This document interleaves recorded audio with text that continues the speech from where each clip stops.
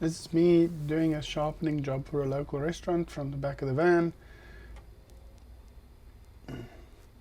Unscrewing the mounting bolt. I've got a little threaded screw that I put into my desk, into my setup there, that I can just sort of mount the machine while I drive.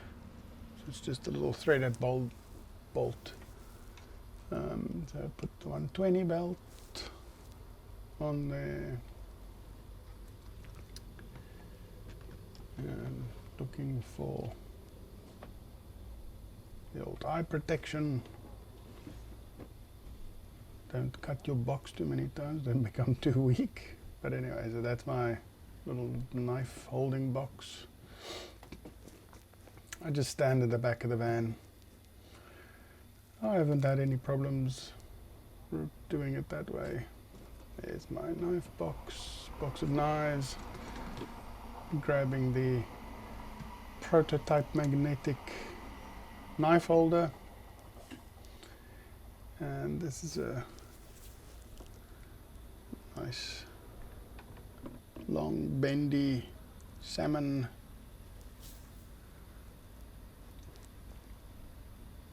slicer there, setting the angle.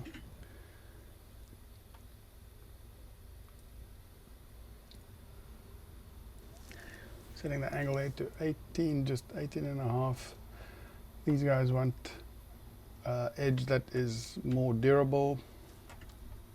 I'm going to be sharpening for them every 2 weeks. These aren't very expensive knives.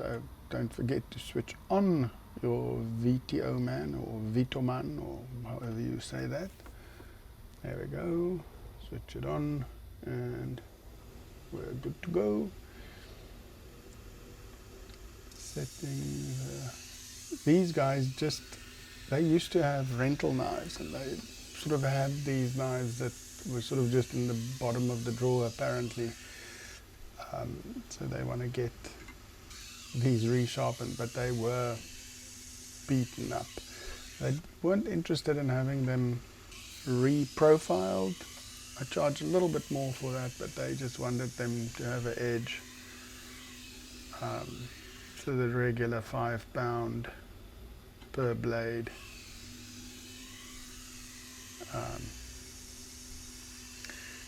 This knife, it needed a little bit extra.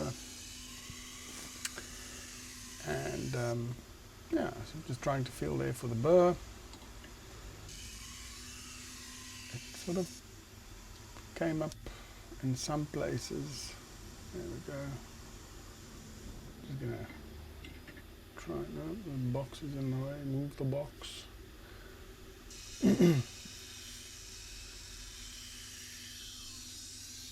And I put the magnetic clamp at the front. That way I don't have to worry too much. I can kind of keep it straight fairly easily on the platen, as opposed to if it's in the middle, then I don't have that much control over the tip of it. So I'm also just relying there. I probably should have made some guide marks with the Sharpie. I'm just sort of relying on the magnetic dust that settles under the magnet to sort of show me where I need to clamp on the other side. There you can see a little bit of it. I just kind of clamp it. That magnetic bar, the magnet bar that's on there, has a little lip. It sort of keeps the blade in place so it doesn't slip down. Okay, there, I think I've got a burr, swapping belts again. That was the 320, now going back to the it's the Trizac belt. It's the what's the 600, 800 combo. I always forget. That's why I write it in the belts. It's like A30, I think. To me, the normal grit 120, 200, but that grit sizes make more sense than some of these weird ones. Anyway, just giving it a polish, and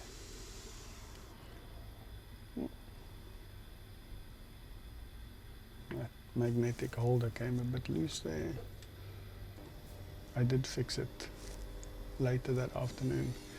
Added some new compound there. You can see how the white compound just turns black almost instantly. And it's interesting, the frame rate looks like that wheel's not spinning very fast, but the cloth wheel is spinning quite fast. That's my deburring. And then I just kind of give it a final, get rid of any burr on there, and then I run it over the hanging strop, which is both homemade. They're both made from clothing belts. I run it over the microfiber, just to feel it's and then I do a little cut test that you saw there. Here we go. This is a need something. And I decided to actually put a little guide and doing things slightly more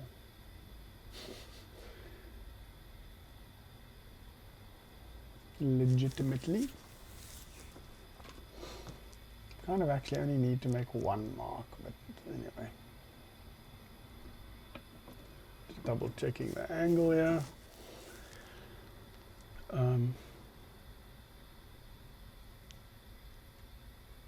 It's a bit of a pain having to reset the angle cube every now and then, but I've left it on a few times and then it just sort of drains the battery and end up with a dead battery and having to find battery at the middle of the day. So now it is a bit of a pain to make it go, switch it on and off. I'm just adjusting the bar a bit. That knife angle is quite a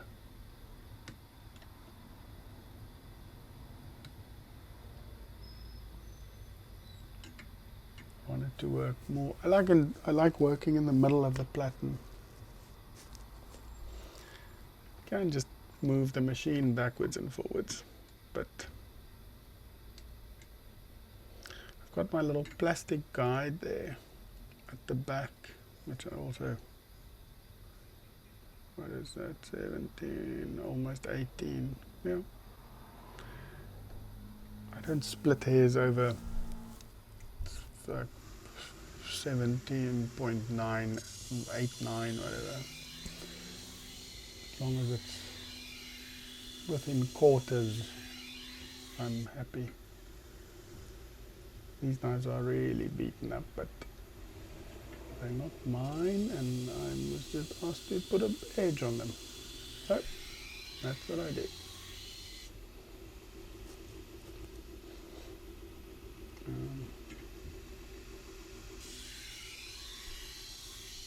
Could do with straightening out and taking the bolsters down, but the owner said no. And there we just finishing up on this guy. And these knives were really, majority of them were really bad. But I mean, it doesn't take long. It really doesn't take long to get them back.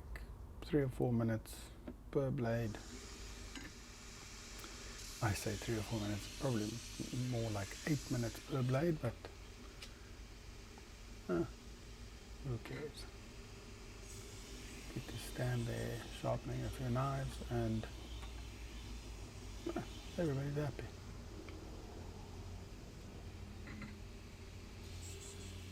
Oh, there we go, we got 320 done.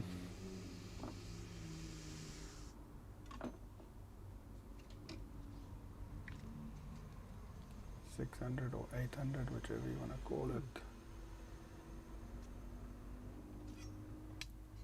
I think the Trizac they actually do specify it's between 600 and 800. I think if it's a fresh belt, it's 600, and slightly worn, it's more of an 800 sort of finish. I do hear a lot of guys nowadays say that they just go straight from the 120 ceramic straight onto the 600, 800. I might try that on the next, my next job. I'll do some tests with it first. This method I've got here is sort of tried and tested. It works. Most of the people are happy with the result. Yeah, so just giving it a quick deburr and on power wheel, and then on the canvas belt and on the leather hanging strap. Double checking if it glides nice and slicey. The bird papers, I went bird watching with my boy a few weekends back, and we got these bird watching things, sort of the checklist, but we forgot our binoculars, so we really didn't even see any birds. One thing of sharpening in the van is that you're always a little bit cramped for space.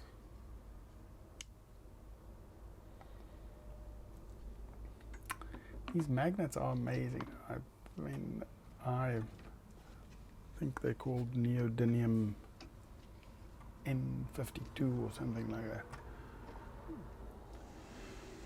Yeah, but I'm surprised at how well that little prototype works. What have we got there? 17.37, yeah. It's about 17. You'll get a beautifully cutting knife. I try and keep it between 16 and 18 to 19. Just to anything in that range gives you a knife that is very sharp. I sometimes take them up to 20 if, especially my wife's knives, I take up to 20 all the time just because she's rough on them. So it maintains the edge for a long time. Doesn't need that much edge maintenance. Yeah, so there we go. We're gonna try and keep that line on there. We can start seeing there little birds coming up. You can kind of see them. You don't always need to feel the bird. You can, a lot of times you can just see that little silvery line just moving up by itself.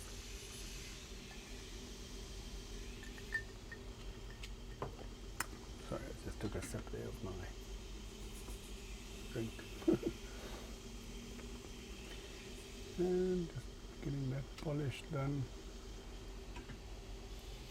on the 320. This might get boring after a while because we're really just going to keep doing the same thing over and over. I might keep this whole video running, show you the whole thing. I don't expect a lot of views on this, but I think it's nice to see an entire sharpening session. For those of you who are interested, if you're not, please feel free to click away. This is pretty much just going to be the same thing over and over. Thanks for watching so far. If you did enjoy the information so far, please remember to like and subscribe and leave a comment, man. Come on, let's get I don't know why people don't leave comments. I leave comments all the time. I like talking to people. But anyway, so this time I'm just going straight onto the canvas. get that little feathery burr off there.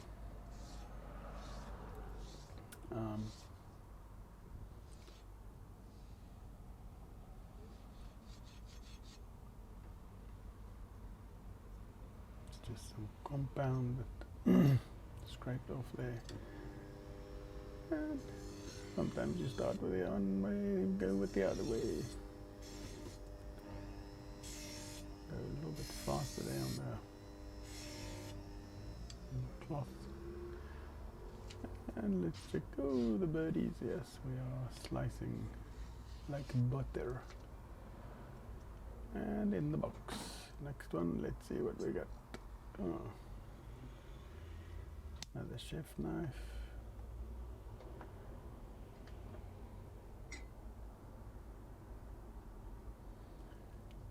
Make some marks. These are fairly inexpensive knives, they're not. They sort of like home use knives. They're not very expensive.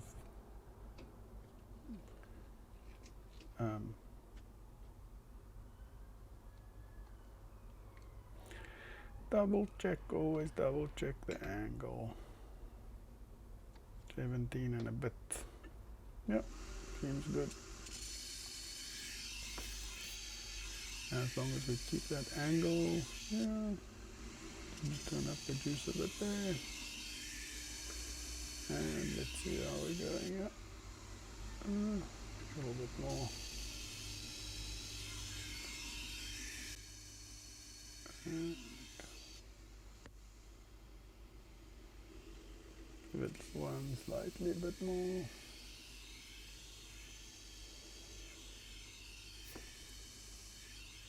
There we go, flip it over.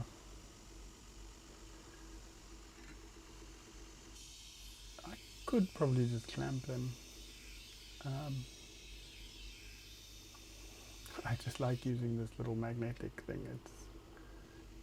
I haven't had any scratching. Again, I'm not too fussed with these specific knives. If it was a very expensive Chinese knife or something, or a Japanese knife, expensive Japanese knife, I probably would have put some tape on the blade, a bit of masking tape.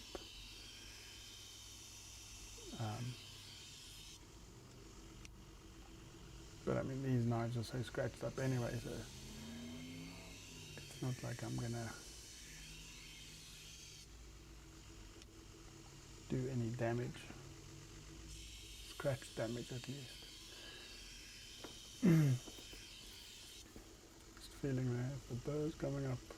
Knife is still nice and cool. There's no heat. I mean, I say real heat. There's a slight bit of friction heat coming in, but well within the acceptable range. Acceptable is if you can still touch it with your hand, or if you can put the blade onto your inner part of your arm, inner part of your forearm.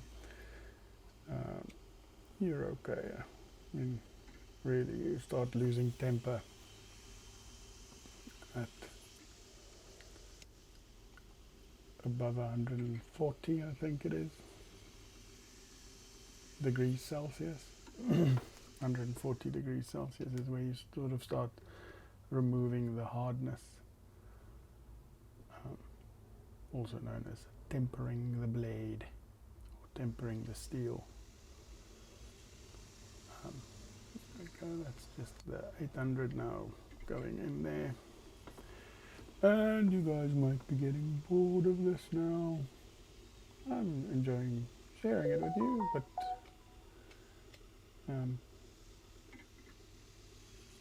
I wouldn't keep it against you if you want to go somewhere else now. I like sharing, but yeah, nice and sharp. There's a few more interesting knives coming up. Just having a little bit of a vodka drink. Like luckily I'm not really sharpening at the moment. This is just me talking over the video. Just a light little feather there that didn't want to come off, so I just gave it an extra bit. And beautiful, like butter, slicing.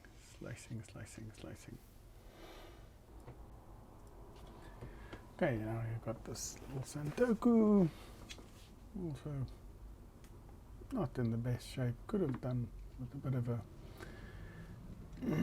rework there, but like I said, they weren't too interested, they just wanted them sharp, but a fresh blade, for a fresh edge, that's all we want.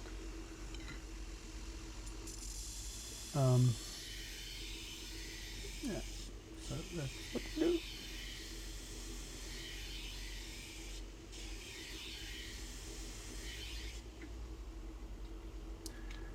So putting a fresh edge on there, I really like taking them back home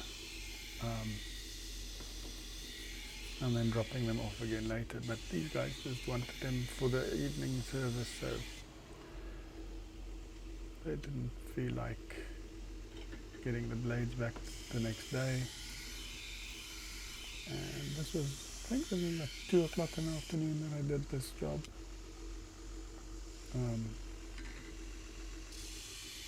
Yeah, so, I mean, everybody has their way they feel about something.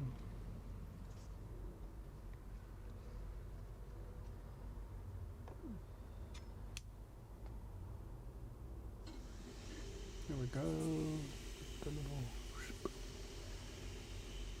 yeah, after these, I mean, now we're on 22 minutes now.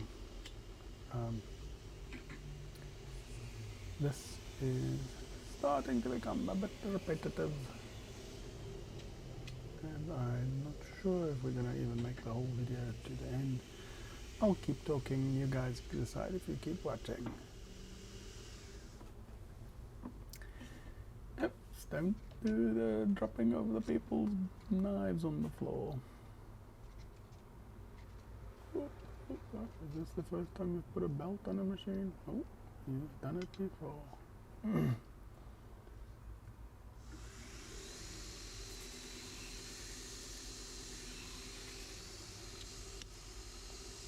Yep, and swing. Tell you what, this little magnetic clamp, not a clamp really, it's a magnetic knife holder. I'm really enjoying it because you can get very low angles on it. I mean, you can go like 4 degrees or 3 degrees even. So for knife thinning, I'm really going to be experimenting with that a bit more. The 1x30 is a bit tricky to do knife thinning, just because you don't have that much belt space. I really want to upgrade my machine. I want to sort of get that 2x, same sort of setup. You get, I had to look it up quickly, but it's the 915 by 50 mil. That's double the width. Slightly longer belt. But essentially it's the same setup with the variable speed and everything. That'll definitely help with knife thinning, as I'm sure.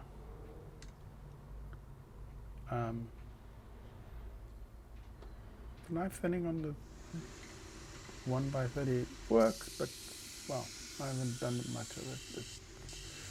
But, in theory it works, but yeah, so we'll see. This little green knife is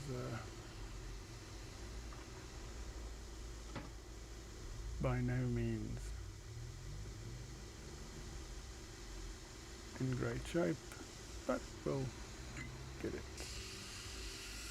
Very thin little blade, little boning knife.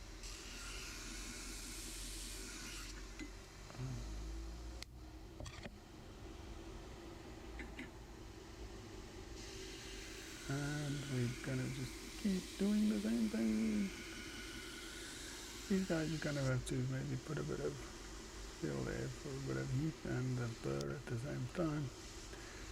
And the tip is small like that, you have to be kind of careful. The feeling of the heat, a little bit of heat build up. I don't like to take it too far. Just put little spritz on there. Make sure that we don't go anywhere close to 100 degrees or, I mean, if it just feels warm to me, like lying in the sun, I kind of just spritz them. But yeah, so making sure there's the burr coming up, you can see the solid burr, and just double checking that heat. Definitely don't want to get too much heat on there.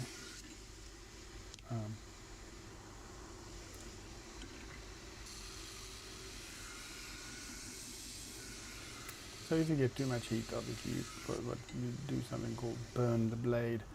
It just makes the steel soft, and it doesn't keep the edge anymore. So cheap knives essentially come pre-burnt. Not really. It's yeah, you can't keep an edge on a knife. It's because it wasn't heat treated in a correct way, or not. It wasn't heat treated well. That's a whole science unto itself. Yeah, there we go. Jumping onto the Trizax.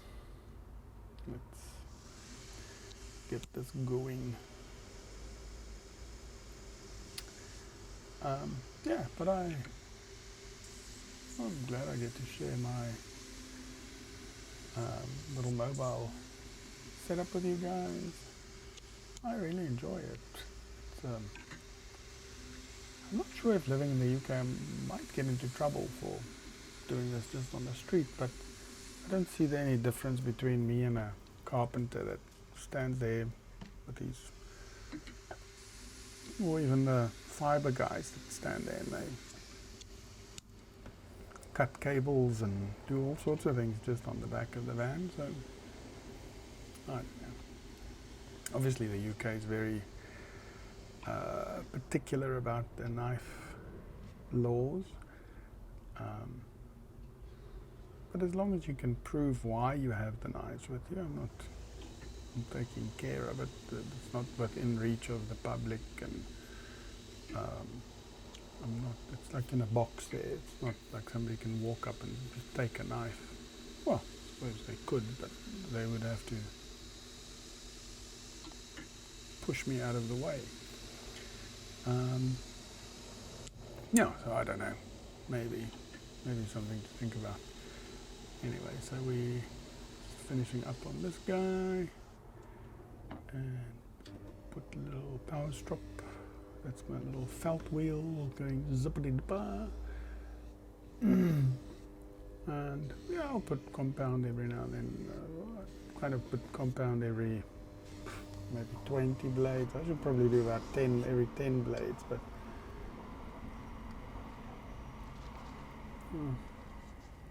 let's see. Oh no, what is?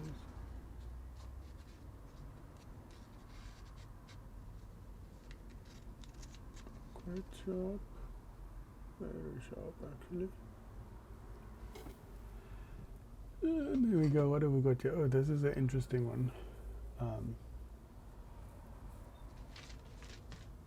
This one, the strange shape makes it a bit more tricky, so we're just gonna clamp that sucker in there. Lining it up, that curved blade, I'm just sort of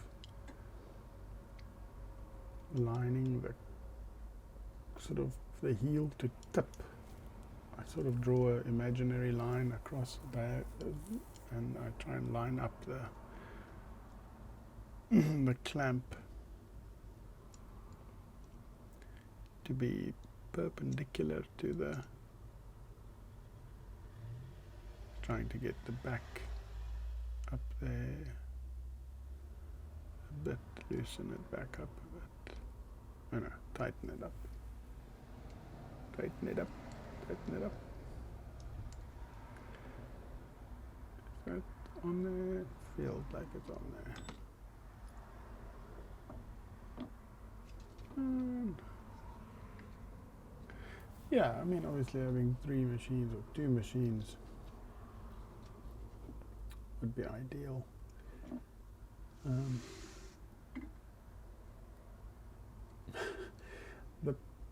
The chopstick that's through the, I just drilled a hole there with the chopstick, and I'm just trying to make sure that I'm gonna get the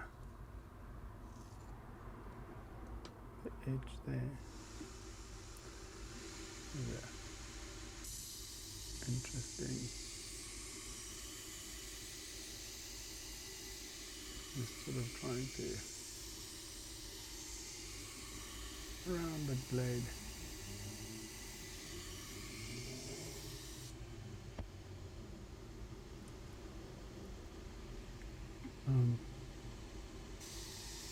Yeah, I looked these up. The little hole got to do with grip. It's essentially a chef's knife, but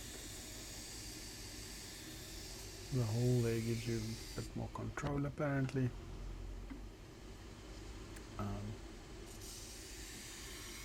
Yeah, so I'm not sure. It's an interesting looking blade. It's not super hard steel, so kind of got a quick edge on there. Yeah, so anyway, so that was for my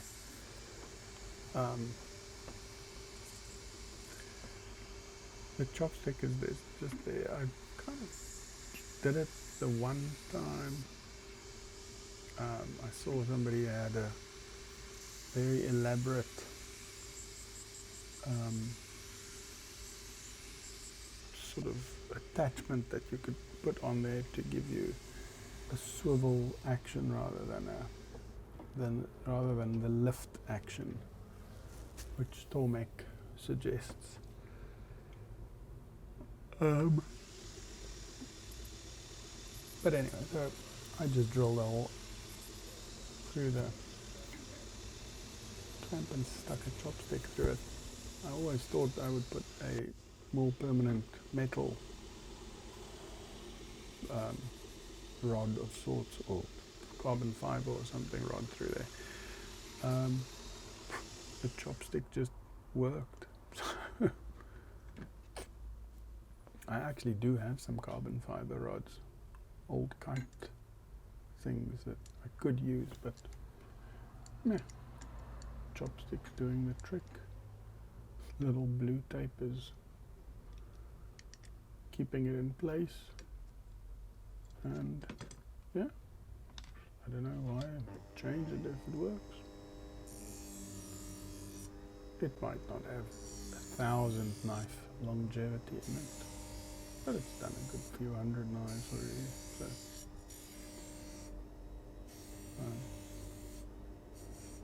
if a chopstick lasts you 100 or 200 knives, yeah, why not?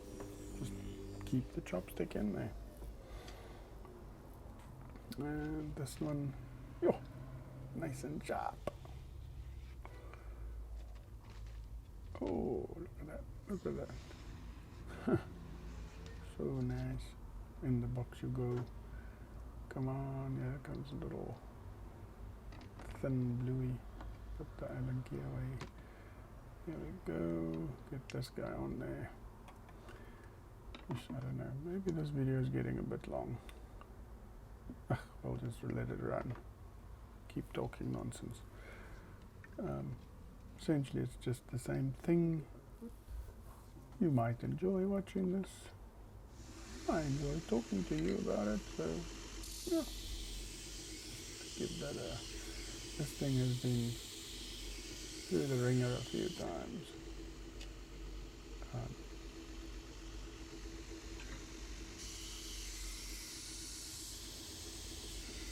Knife, yeah.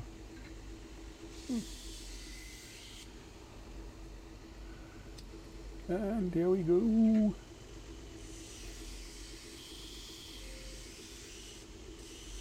Just, you know, when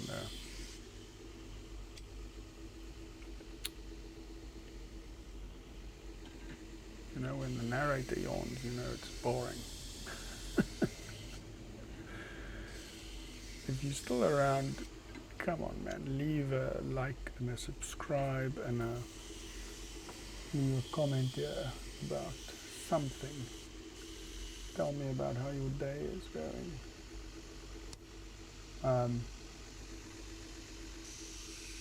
Let's leave put the comments how far you got into this video. I mean, this is like a feature length sharpening video. Yeah. Well, I appreciate that you're still here, and I enjoy that you're still here.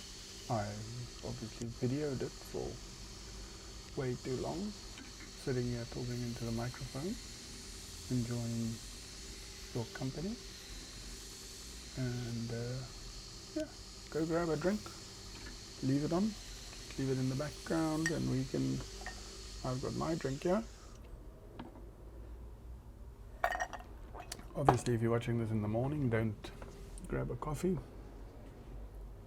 If you're grabbing a drink before 12 in the afternoon, or 12 in the morning, what is it, 12 at noon at least. Yeah. Careful. No, man. My dog is chasing the foxes again. And let's see here. This little blue knife. Yoink.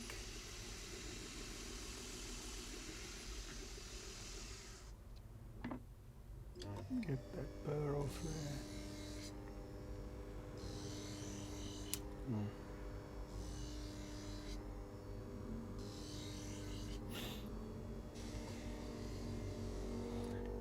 If you've made it to this point, you are a diehard. I like you. We can be friends. If you made it to 37 minutes, leave a comment. Say 37 minutes, 38 minutes. You are a legend. These little bearing knives.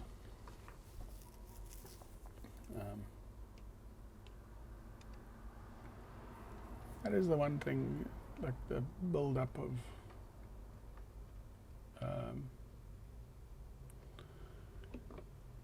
metal dust on there. But I'm not too fussed about it. It's 18 something.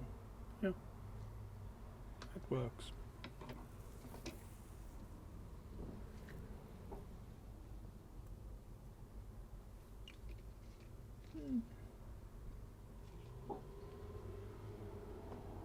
Let's see, come on. This knife is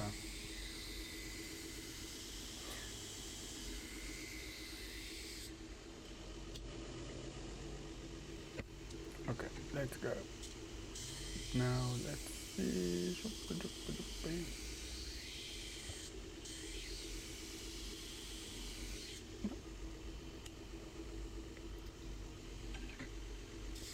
So what do you guys think of my little magnetic clamp? I think it's quite ingenious. Watch out for the heat. The little Cliff Curry water spritz trick. Don't let it go too far. Once you start getting brown or color difference, then you know, oops, you might have gone too far. Well, it's definitely gone too far. Once you start getting different colors in the blade, I'm not sure about re-tempering a blade. I don't think that's something you can do, re-hardening a blade.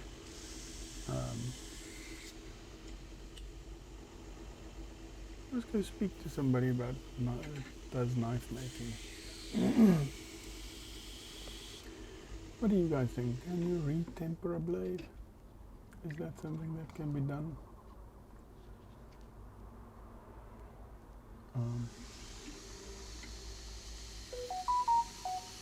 I've seen some videos of people make knives where they just sort of heat the edge of the knife with a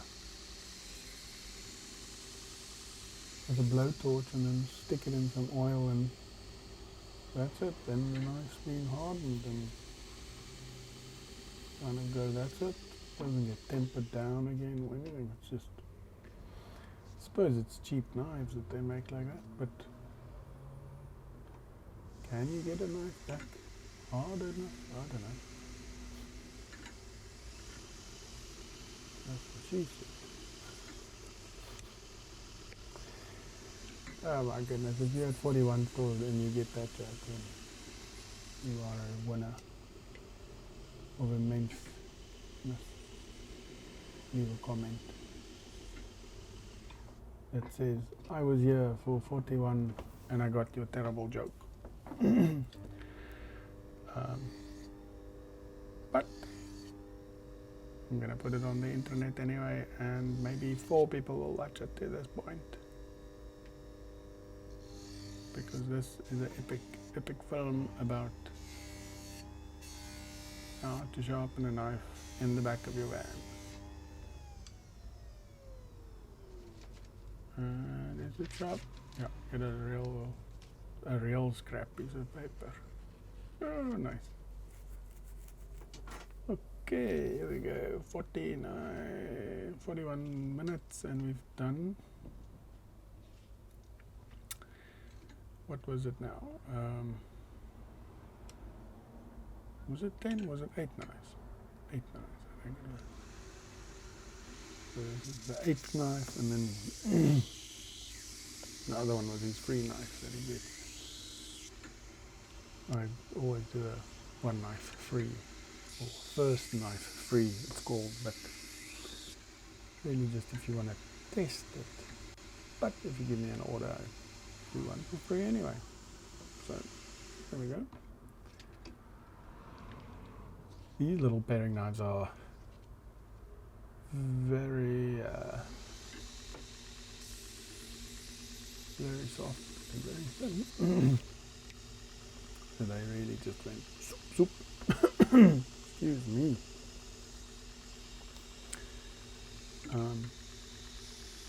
Yeah, this one probably didn't even need the 120 on these guys, but yeah, there we go. Just get it out there.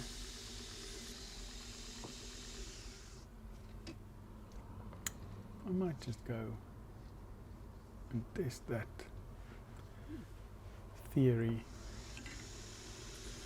I'm sure it's gonna eat the belt a bit more, but does it?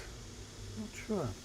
It's an interesting experiment to do, to see if it actually, because I mean, okay, so it's gonna eat the 800 more, but I don't have to buy 320 belts anymore, even though I've got a stack of them. But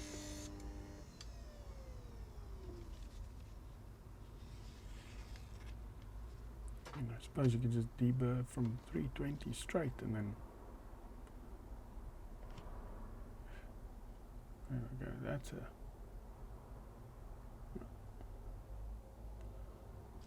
I was going to say that's a terrible shot there. There we go, a little bit of a rust on the blade there. And I don't care, I go back to 120. And yoink.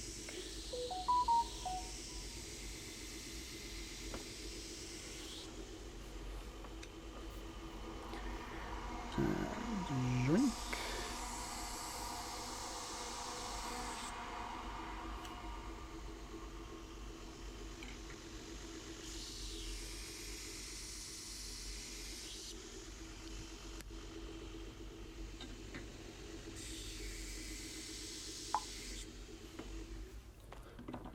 There we go, that was a quick one.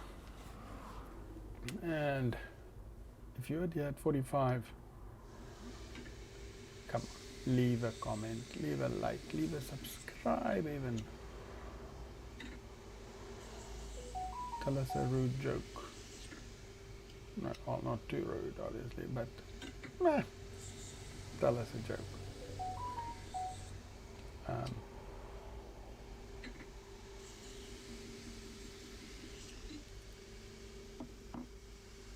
Let's see. Yeah, I think it's the knife guy from Reno. Reno's Knife Guy or something it's called. Reno Knife Guy.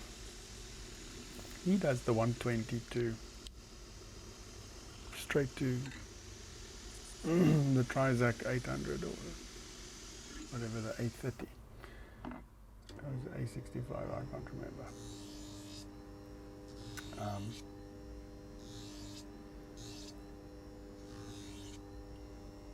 He does straight there.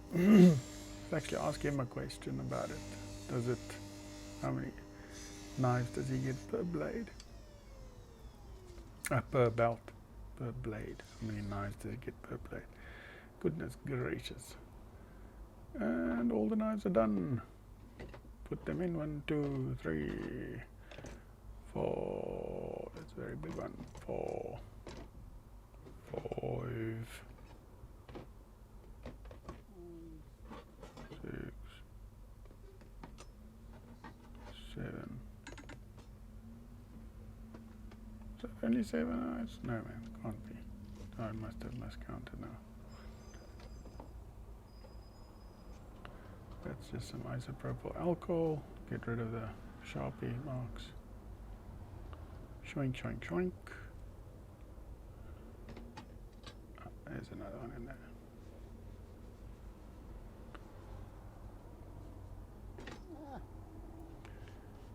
There we go.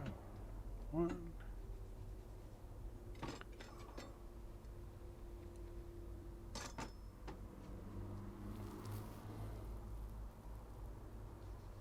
London.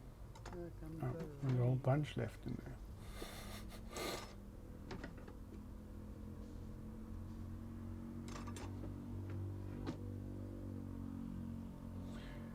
And so great, none of it recorded on there. Anyway, cool. Let's get this back, switch everything off quickly. Tick, tick, tick, tick, tick. Switch off the old Vito man. And we used 6% of the battery in 48 minutes. But it was a little bit more. I did cut small sections out here. But essentially, you can run the entire day. And just get your invoice book. Where's the invoice book? Get it. Find the invoice book. There we go. Don't drop the knives. I should have used my own box and then just given him his plastic box back, but live and learn. Anyway. Okay, that was quite cool. 10 knives or 11 knives. I gave him and I gave him a special prize, so we'll must see. Maybe it pans out. Cheers.